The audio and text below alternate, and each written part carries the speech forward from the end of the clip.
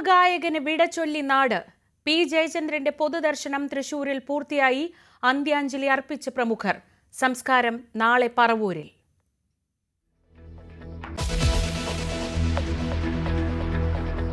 ബോബി ചെമ്മണ്ണൂരിന്റെ ജാമ്യ ഹർജിയിൽ വിധി 1:45. ബോബിയുടെ സ്ഥാപനങ്ങൾക്കെതിരെ അന്വേഷണം ശക്തമാക്കി ഇഡി. കള്ളപ്പണം വെളുപ്പിച്ചോ എന്ന് പരിശോധിക്കും.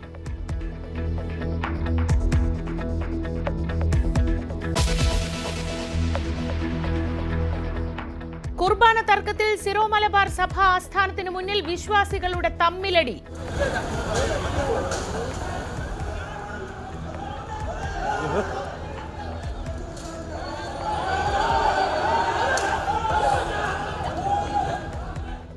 വിമത വൈദികർ ബിഷപ്പ് ഹൌസിൽ അതിക്രമിച്ചു കയറിയെന്ന് പരാതി. സമരം ചെയ്യുന്ന വൈദികർക്കെതിരെ നടപടിയെടുക്കുമെന്ന് സിനഡ്.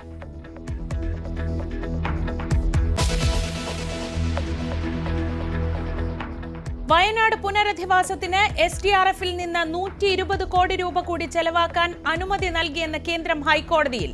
മാനദണ്ഡങ്ങളിൽ ഇളവ് നൽകി.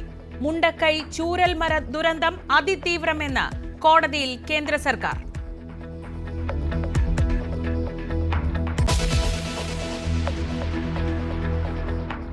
NM വിജയന്റെ ആത്മഹത്യയിൽ കോൺഗ്രസ് നേതാക്കളുടെ അറസ്റ്റ് തടഞ്ഞു.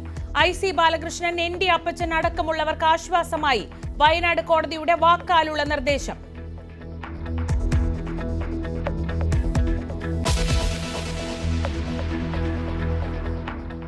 മദ്യപിക്കണമെങ്കിൽ വീട്ടിൽ വെച്ച് വേണമെന്ന് CPI-ക്കാരോട് ബിനോയ് വിശ്വം. 4 കാലിൽ വരരുത്, നയം വ്യക്തമാക്കി സംസ്ഥാന സെക്രട്ടറി.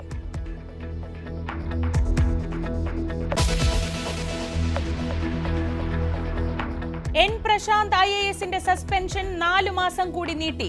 നടപടി ചീഫ് സെക്രട്ടറിക്ക് മറുപടി നൽകാത്തതിനാൽ K ഗോപാലകൃഷ്ണനെ തിരിച്ചെടുത്തു. കൃഷി മന്ത്രി അറിയാതെ കൃഷി വകുപ്പിൽ നിന്ന് മാറ്റിയ ഡോക്ടർ B അശോക് കടുത്ത അതൃപ്തിയിൽ.